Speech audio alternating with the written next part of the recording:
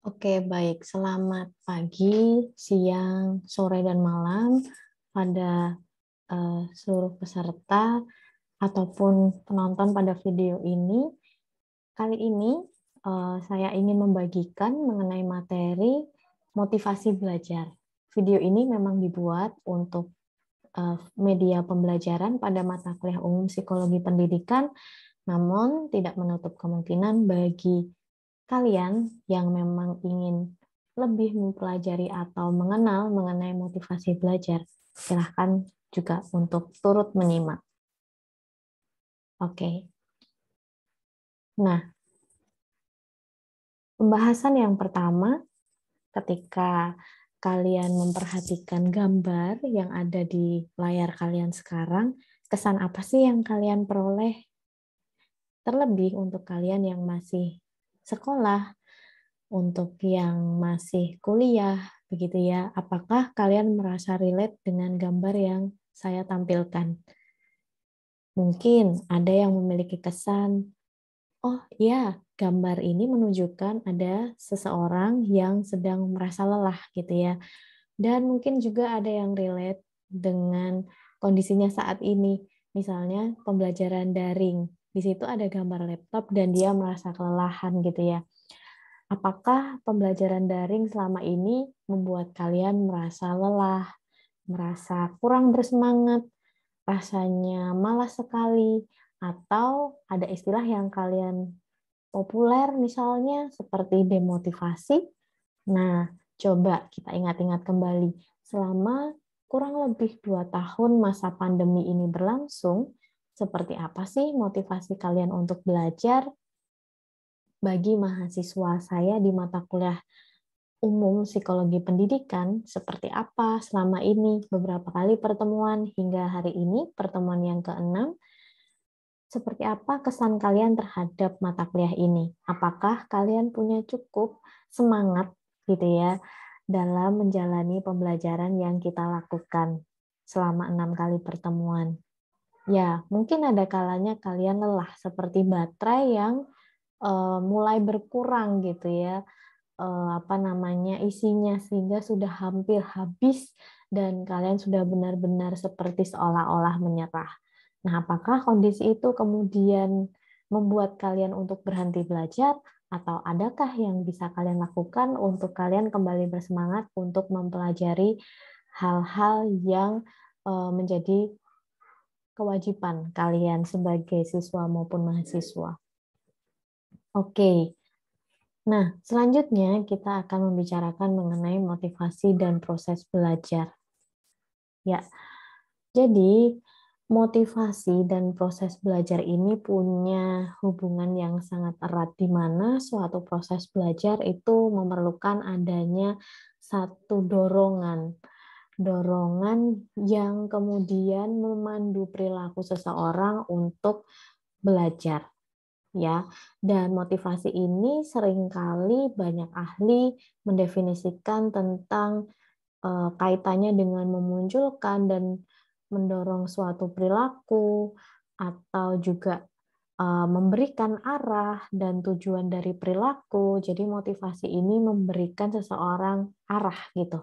Harus seperti apa, tujuannya kemana, apakah tujuannya ingin mendapat nilai A, apakah tujuannya ini ingin memahami mengenai satu pengetahuan baru, begitu ya. Kemudian yang ketiga, memberikan peluang terhadap perilaku yang sama. Artinya ketika kita sudah benar-benar tahu alasan kenapa kita belajar dan juga mau kemana sih tujuan yang ingin kita capai. Nah, motivasi ini menolong juga untuk memberikan peluang supaya kita mengulang kembali perilaku-perilaku yang membuat kita terdorong untuk mencapai satu tujuan tertentu. Kemudian yang keempat, motivasi kerap kali juga membicarakan mengenai mengarahkan pada pilihan perilaku tertentu. Ketika kita ingin mencapai satu tujuan, pasti ada beberapa alternatif perilaku yang bisa kita lakukan untuk mencapai tujuan tersebut. Katakanlah tadi saya sampaikan bahwa misalnya tujuannya adalah nilai A. Banyak perilaku yang mungkin terpikirkan oleh kalian bagaimana ya caranya supaya saya dapat nilai A? Misalnya, apakah nilai-nilai ujian saya harus semuanya A? Atau perilaku yang kedua, saya perlu menonton semua video yang diberikan oleh dosen saya, atau yang ketiga, saya perlu untuk aktif bertanya kepada dosen saya.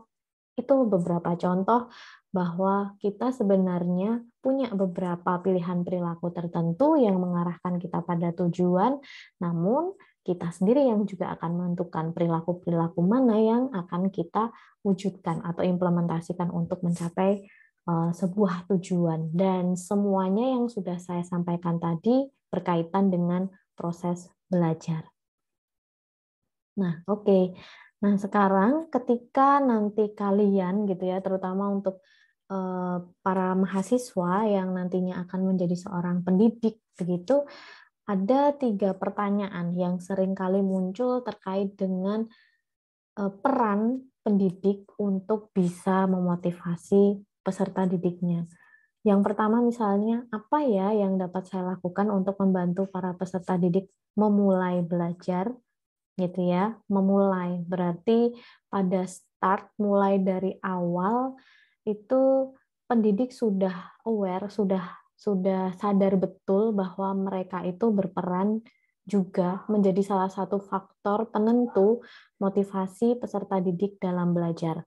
Ya, yang kedua, apakah yang dapat saya lakukan untuk membantu peserta didik untuk mempelajari hal yang saya tawarkan?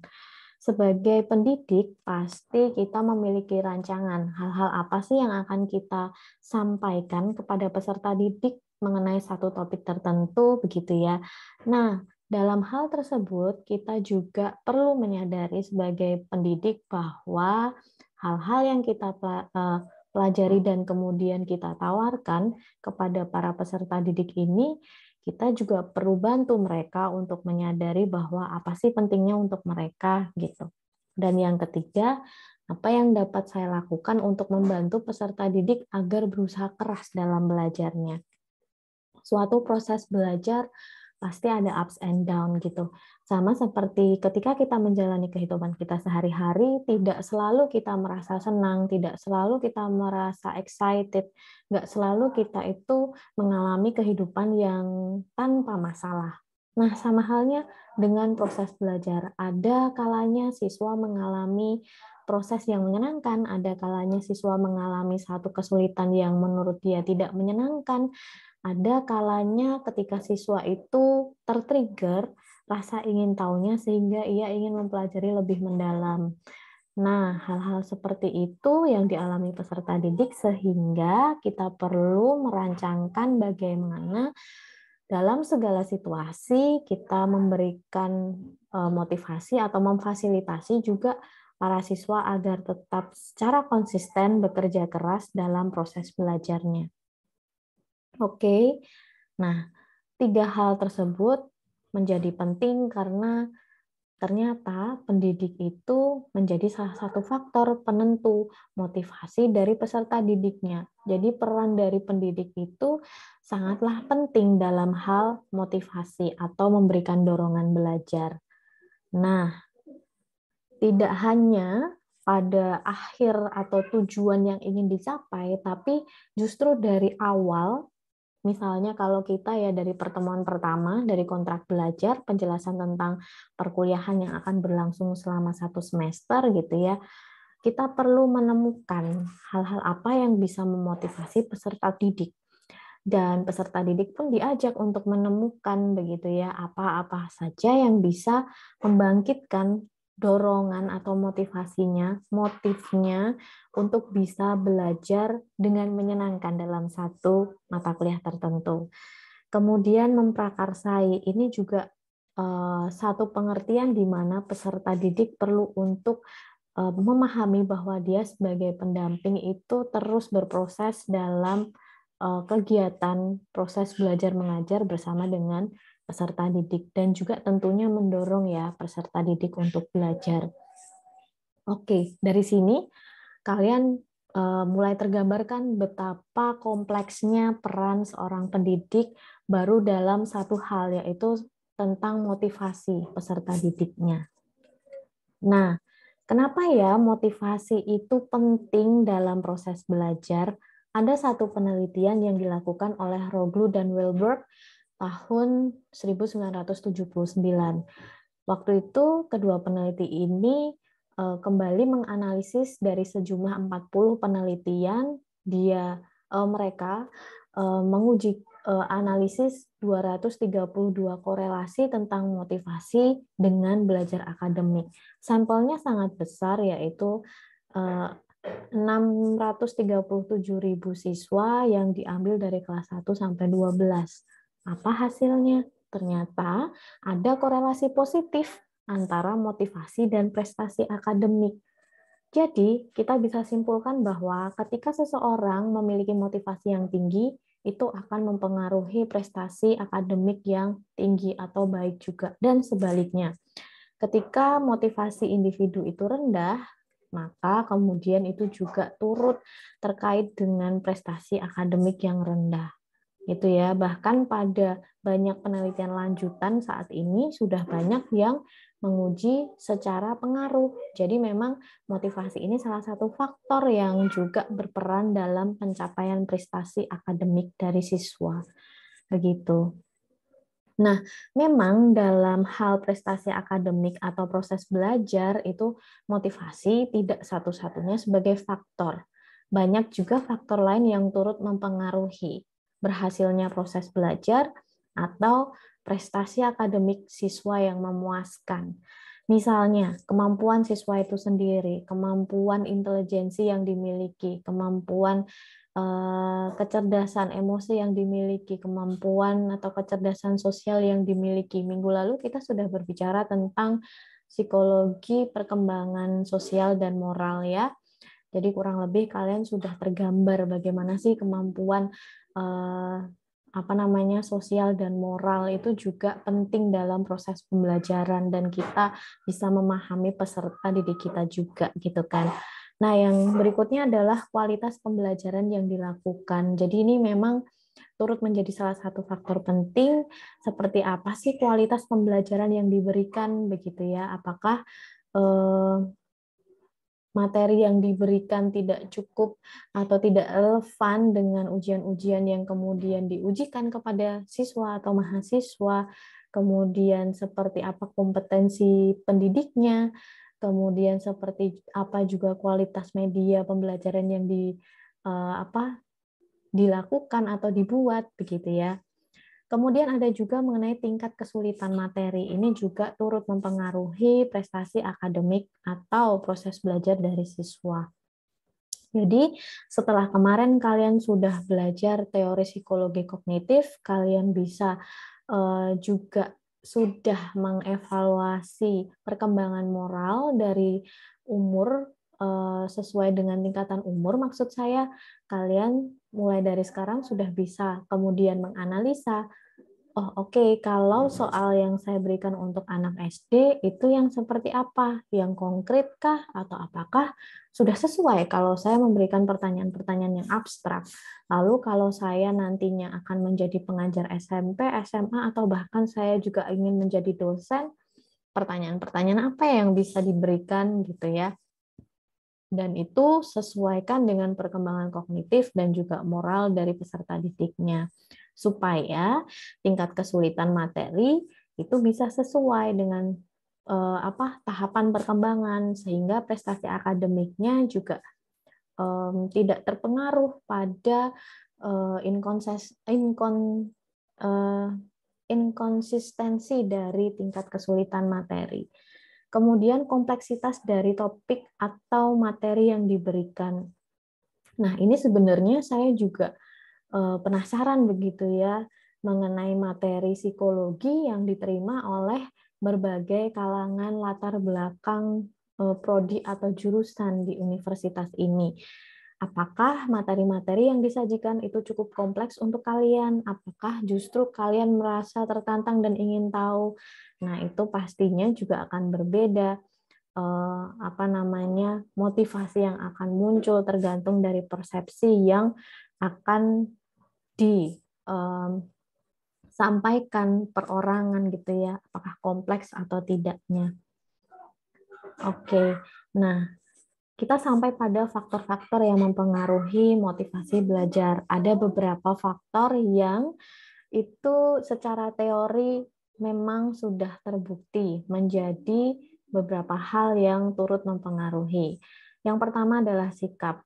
Sikap itu yang dimaksud di sini adalah kombinasi dari konsep, informasi, dan emosi yang dihasilkan di dalam predisposisi untuk merespon orang, peristiwa, atau objek secara menyenangkan atau tidak menyenangkan.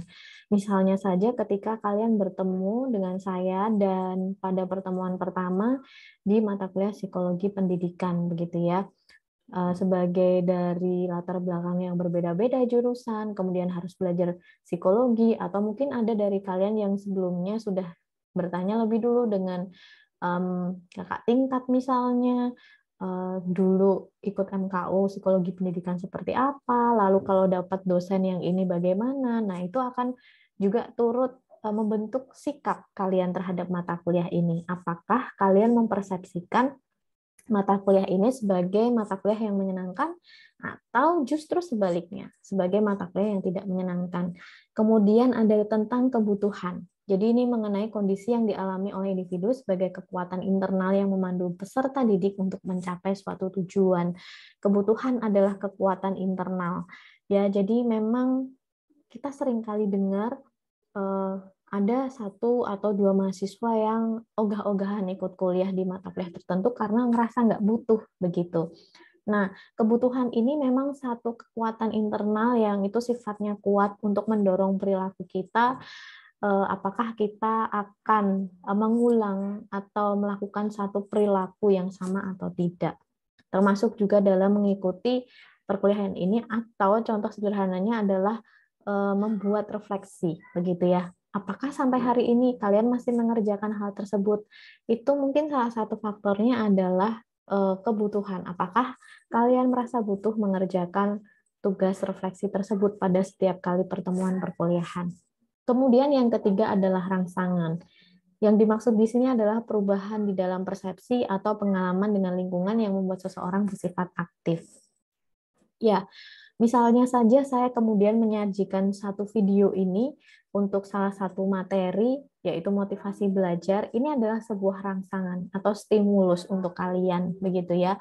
Nah, lalu apakah setelah melihat video ini terjadi perubahan persepsi atau pengalaman dari kalian sehingga kalian kemudian menjadi aktif misalnya membuat refleksi atau menyicil video pembelajaran yang sudah kita tetapkan sebagai tugas dan kita setujui dan sepakati bersama, begitu.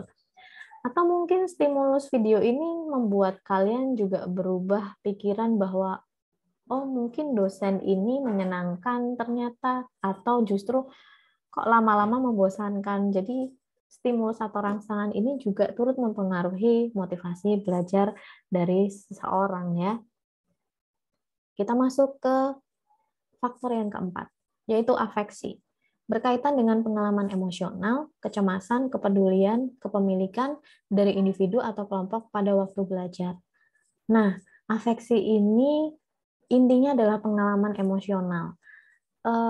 Pada materi minggu lalu, sempat juga ya ngomongin tentang perkembangan emosi. Dan di situ sudah dijelaskan bahwa afeksi ini tingkatan perkembangan psikologis yang sangat kompleks dan perannya sangat penting dalam pembentukan psikologi seseorang, bahkan sangat kuat juga dalam pembentukan pikiran atau perilaku tertentu. Nah, pengalaman emosional kalian terhadap mata kuliah psikologi pendidikan ini misalnya itu juga turut loh mempengaruhi motivasi kalian dalam belajar. Misalnya apakah kalian cenderung cemas ketika menonton video-video yang disajikan, atau kalian merasa peduli dan merasa perlu lebih ingin tahu lagi. Nah, itu juga akan mempengaruhi apakah kalian termotivasi dalam belajar atau tidak. Kemudian yang selanjutnya adalah kompetensi. Ini adalah suatu prinsip di mana peserta didik secara alamiah berusaha keras untuk berinteraksi dengan lingkungan secara efektif. Rasa kompetensi dalam diri peserta didik akan timbul apabila menyadari bahwa pengetahuan yang diperoleh telah memenuhi standar yang telah ditentukan. Nah, mungkin sebentar lagi ya di pertemuan ke-7 kita akan ada evaluasi tengah semester. Di situ kalian akan bisa menilai kompetensi kalian dan ketika kalian menyadari bahwa oh ternyata kerja keras kalian selama ini selama belajar 7 kali pertemuan itu kalian diberikan reward berupa nilai yang memang sesuai dengan selama ini kerja keras yang kalian sudah lakukan, nah itu juga turut mempengaruhi motivasi belajar kalian. Bisa aja motivasi kalian semakin meningkat untuk mempelajari mata kuliah ini. Atau beberapa waktu yang lalu saya juga menyampaikan evaluasi berapa orang yang mengisi refleksi, berapa orang yang tidak. Dan ketika yang mengerjakan saya berikan poin, itu juga sebenarnya salah satu cara untuk saya meningkatkan motivasi kalian dalam belajar mata kuliah ini karena menggunakan pemahaman kompetensi. Saya memiliki belief bahwa setiap kalian sebagai mahasiswa itu secara alamiah berusaha keras untuk berinteraksi dengan materi-materi yang sudah saya sajikan, baik itu secara sinkron maupun asinkron. Yang terakhir adalah penguatan. Jadi ini peristiwa yang mempertahankan atau meningkatkan kemungkinan munculnya perilaku atau respon tertentu. Gambaran paling mudah kalau untuk mahasiswa mungkin tidak lagi dalam reward berupa barang ya, karena kalian sudah pada fase usia yang lebih dewasa dibandingkan anak-anak. Jadi mungkin penguatan secara pujian atau terima kasih atau memberi dengan ucapan-ucapan misalnya semangat, seperti itu bisa menjadi penguatan supaya kalian semakin termotivasi dalam belajar begitu. Atau misalnya dalam belajar, kalian lebih suka sambil mendengarkan lagu yang itu isi dari lagunya bisa memotivasi dalam satu tujuan tertentu misalnya. Nah, itu juga bisa jadi sih menjadi satu penguatan begitu. Kalau untuk kasus yang anak-anak, mungkin contoh yang mudah adalah ketika dia berhasil melakukan sesuatu, kemudian dia diberikan reward berupa barang yang dia sukai. Nah, itu meningkatkan kemungkinan munculnya respon tertentu, misalnya semakin memotivasi untuk belajar. Nah, ini terkait juga dengan salah satu teori di psikologi pendekatan perilaku, yaitu reinforcement theory of motivation. Nah, untuk keempat hal ini ada positive reinforcement, negative reinforcement, punishment, dan extinction. Yang sudah tidak banyak dilakukan dan sudah dilarang di beberapa negara adalah tentang punishment. Jadi tidak ada lagi model belajar yang ketika gagal melakukan sesuatu, kemudian seorang siswa menerima negative consequences. Misalnya, siswa tidak berhasil menjawab pertanyaan dari guru yang dinilai memang super killer gitu ya, nggak bisa jawab pertanyaan matematika di depan kelas. Kemudian dipukul pakai penggaris kayu besar yang biasanya ada di kelas-kelas zaman dulu. Itu sudah tidak diharapkan lagi ada dalam suatu proses pendidikan. Lalu, mana yang diharapkan ada dalam suatu proses pendidikan? Yang diharapkan ada adalah positive reinforcement. Jadi ketika perilaku yang diharapkan muncul, maka kemudian individu tersebut menerima yang namanya positive consequences. Jadi misalnya saya dalam satu proses pembelajaran, kemudian saya menawarkan pertanyaan diskusi, di situ ada mahasiswa yang aktif bertanya dan menanggapi atau memberikan jawaban, kemudian saya mengucapkan terima kasih, memberikan pujian. Nah, itu adalah bentuk dari positive consequences. Tentunya positive consequences ini tergantung variasi atau jenisnya berdasarkan usia, biasanya usia perkembangan, dan juga minat kesukaan dari individu tertentu. Nah, ini akan lebih mudah kalau memang pembelajarannya individual ya. Jadi memang pendidik itu tahu betul detail dari setiap anak didiknya. Akan sulit kalau memang peserta didiknya dalam jumlah banyak. Misalnya seperti kelas kita 30 sampai 50 orang. Pasti perlu waktu sih untuk mengenali satu individu dengan individu lainnya. Oke, kemudian salah satu teori lain yang memang penting terkait dengan motivasi ini adalah teori hierarchy of needs yang dipunya oleh Maslow. Nah, ini cara bacanya memang dari bawah ya. Jadi memang ada kebutuhan yang sifatnya fisiologis, ada kebutuhan atasnya sifatnya safety, ada kebutuhan love and belonging, ada kebutuhan esteem, dan tertinggi adalah self-actualization. Memang sekarang mulai lagi berkembang bahwa di atas self actualization ini ada yang namanya filantropi. Tapi terkait dengan motivasi, kita perlu melihat pada satu kebutuhan yang dinamakan oleh Maslow di sini esteem. Di dalam esteem ini di dalamnya ada self esteem, confidence, achievement, ya kan? Respect of others dan respect by others. Jadi ada achievement di sini, ada pencapaian yang ingin diraih oleh setiap individu. Nah, ini mengandung adanya satu motivasi di sini untuk proses pencapaiannya. Nah, sebelum sampai di esteem ini, tentunya individu perlu memenuhi kebutuhan-kebutuhan yang ada di bawahnya, mulai dari kebutuhan dasar psikologis, makan, bernafas, tidur, rumah gitu ya, pakaian, terus habis itu safety, tentang pekerjaan, tentang keamanan tubuh, tentang morality, family, kesehatan, properti, terus juga life belonging, tentang relationship gitu ya, baik itu yang sifatnya pertemanan, keluarga, lawan jenis, baru kemudian yang selanjutnya adalah tentang esteem. Oke. Nah, teori ketiga yang relate dengan motivasi ini adalah ekspektansi teori. Jadi, di sini ada beberapa unsur terkait dengan teori harapan, yaitu yang pertama individual effort. Seberapa besar sih usaha yang ditampilkan oleh individu gitu. Kalau individu itu mencoba dengan mencoba dengan keras, bekerja keras gitu, bisakah dia kemudian mencapainya gitu. Misalnya seseorang ikut mata kuliah psikologi pendidikan, tujuan yang diinginkan adalah nilai A, terus ketika dia bekerja keras, ngerjain refleksi, ngerjain UTS, ngerjain UAS, apakah dia akan bisa dapat nilai A? Kayak gitu. Kemudian individual performance.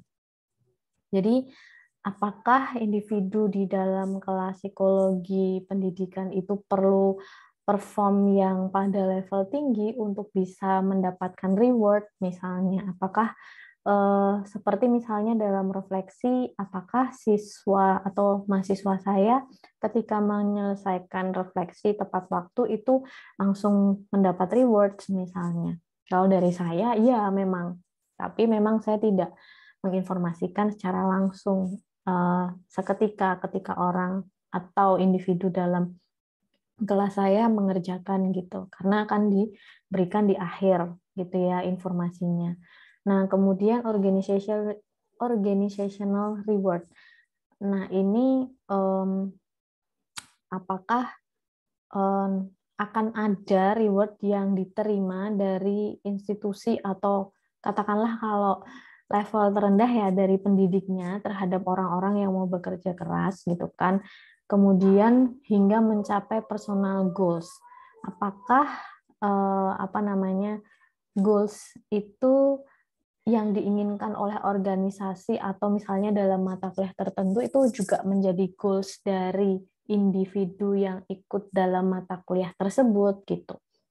Berarti di sini teori harapan ini juga menekankan bahwa apakah reward yang diberikan oleh pendidik misalnya itu sesuatu yang memang diinginkan secara personal juga oleh peserta didiknya gitu. Dan apakah tujuan yang ingin dicapai oleh misalnya satu mata kuliah atau pendidik itu juga menjadi tujuan yang diinginkan dari peserta didiknya. Nah, tentunya semakin besar peluang untuk berhasil, ya kan, untuk bisa diharapkan dicapai tujuannya itu juga akan membangkitkan motivasi dari seseorang. Nah, tapi pada titik tertentu juga, pada situasi tertentu juga, bahwa probabilitas keberhasilan yang sangat tinggi atau terlalu tinggi ini akan dapat menjadi pengganggu motivasi. Wah, ini kerjaannya terlalu mudah, wah ini persentase ketika saya akan mengerjakan dan reward-nya terlalu kecil sehingga saya tidak ingin mengerjakan hal tersebut. Nah, itu bisa menjadi situasi atau kondisi tertentu yang menjadi pengganggu dari motivasi. Nah, Kemudian membicarakan tentang motivasi, salah satu bentuk ekstrim dari seseorang yang benar-benar nggak ada motivasi untuk belajar biasanya disebut dengan learn helplessness. Nah, ini terjadi sebagai konsekuensi dari inkonsistensi penggunaan penghargaan yang tidak dapat diprediksikan oleh peserta didik, hukuman yang diberikan oleh pendidik juga, sehingga kemudian peserta didik merasa kecil peluangnya untuk berhasil.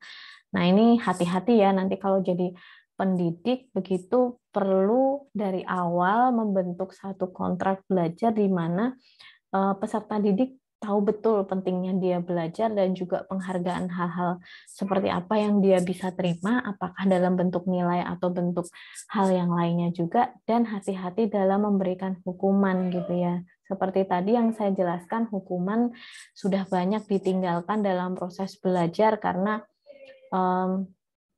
terbukti tidak tidak meningkatkan motivasi, bahkan berdampak buruk terhadap peserta didik.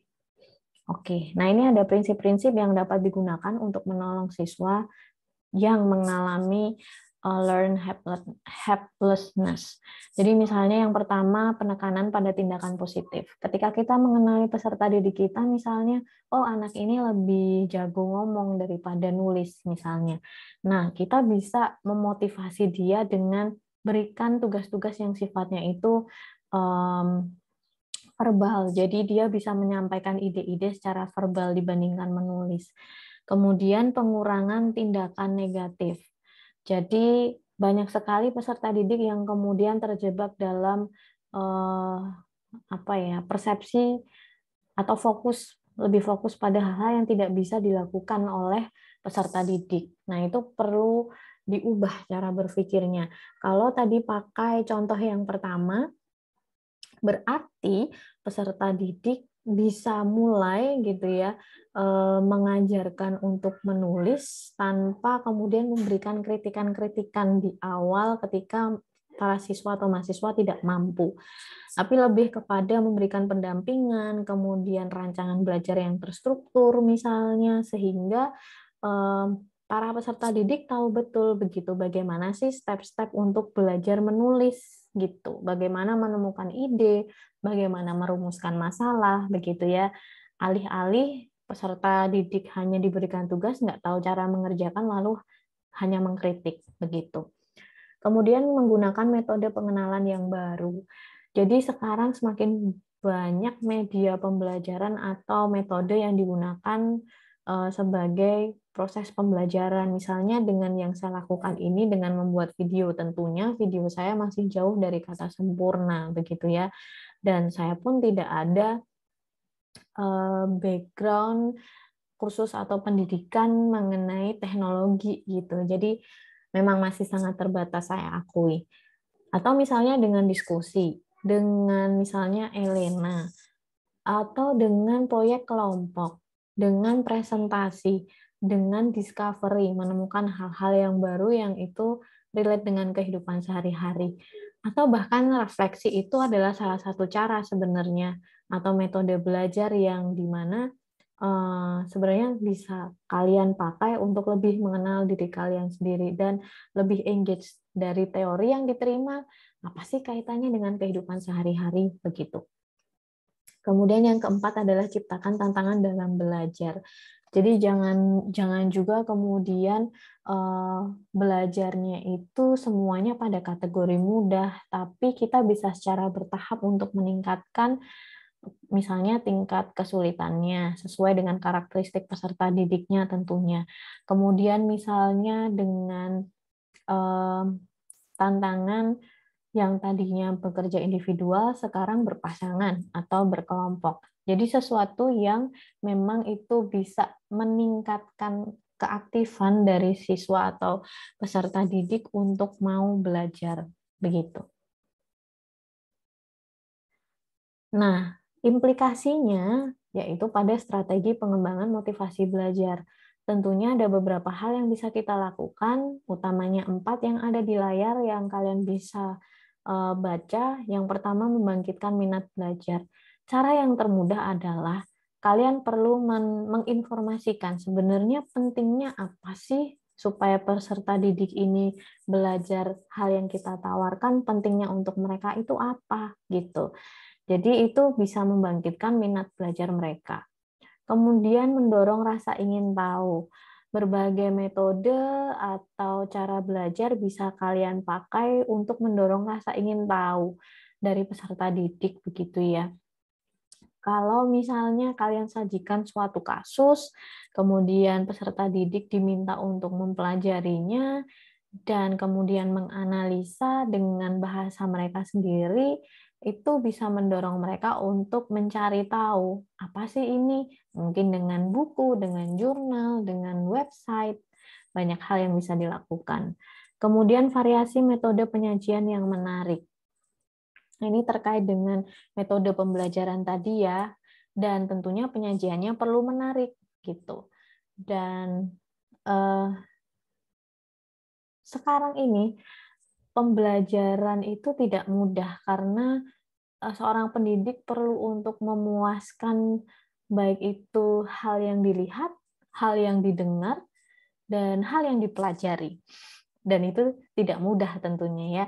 Seperti misalnya saat ini, dari video yang tertampil, saya perlu menyajikan PPT yang menarik, dan biasanya dari warna-warna yang sangat bervariatif itu akan mencuri perhatian atau sensingnya kita, terutama pada indera penglihatan. Kemudian misalnya dari cara penyampaian saya, memakai intonasi, itu akan menarik indera pendengaran begitu ya. Tentunya hasilnya akan sangat bervariasi dari individu satu dengan individu lainnya gitu ya. Kita nggak bisa menyamakan semuanya sama rata pasti menarik gitu. Nah, ini juga yang menjadi hal penting bahwa kalau dulu gitu ya mahasiswa misalnya pas angkatan saya gitu ya, dosen mengajar dengan apa sih dulu kayak masih kertas yang transparan, kemudian ditulis dengan spidol permanen, kemudian dipakai alat apa seperti semacam LCD tapi yang dulu masih konvensional, nggak ada hiasannya sama sekali, hanya tulisan yang kami lihat sambil dijelaskan. Itu sudah suatu hal yang kami anggap itu media pembelajaran, tapi itu nggak relatable lagi kalau dipakai untuk sekarang gitu. Pasti tidak akan banyak mendapatkan perhatian dari generasi saat ini gitu, karena memang sudah terpapar dengan berbagai variasi teknologi yang semakin canggih. Nah, itu perlu kalian siapkan juga ketika kalian nanti akan menjadi pengajar, dan juga merumuskan tujuan belajar. Jadi setiap materi yang diberikan, peserta didik harus tahu betul sebenarnya tujuan dari belajar topik itu apa sih gitu. Seperti hari ini kalian mempelajari video ini untuk bisa memahami apa sih motivasi belajar dan bagaimana cara untuk mengembangkan motivasi belajar peserta didik yang akan kalian tangani nanti. Atau tujuan yang kedua kalau boleh saya tambahkan adalah bagaimana juga motivasi belajar kalian masing-masing gitu dalam menjalani mata kuliah ini. Tentunya keempat hal ini saling berinteraksi dan harapannya outputnya adalah yang muncul motivasi intrinsik. Benar-benar dorongan atau motif yang muncul dari dalam diri seseorang, bukan yang sifatnya eksternal, yang itu perlu keberadaan orang lain atau peran orang lain supaya motivasi belajar itu meningkat. Jadi ingat di sini goal akhirnya adalah yang sifatnya intrinsik. Oke, jadi setelah mendengarkan uraian penjelasan singkat saya tadi mengenai motivasi, kemudian peran pendidik dalam memotivasi belajar peserta didik, faktor-faktor yang mempengaruhi motivasi belajar, teori-teori yang terkait dengan motivasi belajar, dan strategi pengembangan motivasi belajar, saatnya kemudian saya menjelaskan mengenai proyek peningkatan motivasi belajar. Ya, jadi jangan anggap ini sebagai beban atau seperti seolah-olah kuliah daring tugasnya semakin banyak. Walaupun demikian, sebenarnya ketika pun kita kuliah luring, tugas ini tetap akan diberikan, hanya bedanya memang disampaikan di kelas, kan begitu. Nah, Sekarang mulailah memikirkan kurang lebih 2 tahun ini situasi pembelajaran daring begitu ya, yang mungkin kalian jalani dan sekarang kalian sedang ikuti yaitu mata kuliah umum psikologi pendidikan. Yang pertama, apakah kamu memiliki masalah motivasi belajar terhadap mata kuliah ini? Jawablah dengan jujur. Kemudian yang kedua, bagaimana rancanganmu untuk mengatasinya? Setelah tadi belajar berbagai faktor yang mempengaruhi strategi implementasi dan yang lain-lain, lalu untuk dirimu sendiri, kalau memang punya motivasi yang menurun ketika mengikuti mata kuliah ini terlebih dengan cara yang daring, nah, rancanganmu seperti apa untuk mengatasi masalah tersebut? Lalu, saya tidak hanya ingin suatu rancangan belaka, tapi perlu kalian praktekkan selama kurang lebih 5 hari dan tuliskan hasilnya di forum Elena pertemuan ke-6. Ya, jadi misalnya, ya memang saya akui motivasi belajar saya terhadap mata kuliah ini tidak terlalu baik, misalnya dari awal atau di awal bersemangat tapi sekarang semakin menurun. Rancangan yang bisa saya lakukan adalah karena ini merupakan mata kuliah psikologi yang sebelumnya saya tidak tahu sama sekali, saya ingin meningkatkan motivasi saya dengan cara misalnya saya sehari ingin membaca 1 artikel tentang psikologi, contohnya. Atau contoh lainnya, saya biasanya termotivasi untuk belajar sambil mendengarkan musik. Nah, saya ingin mempelajari buku-buku terkait psikologi pendidikan sambil mendengarkan musik. Itu contoh yang kedua. Lalu praktekkan selama 5 hari. Dan bagaimana ceritakan hasilnya? Ada perubahan tidak?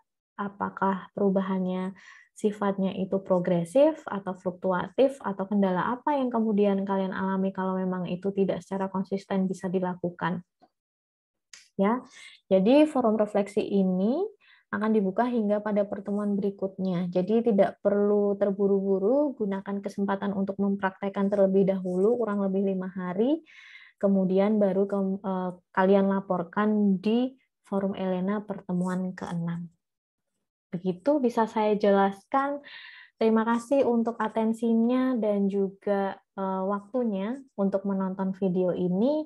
Semoga kalian semakin memahami pentingnya motivasi belajar terhadap peserta didik ataupun kaitannya dengan kalian sendiri dalam menjalani mata kuliah ini. Oke, terima kasih. Sehat selalu. Sampai jumpa di video yang berikutnya.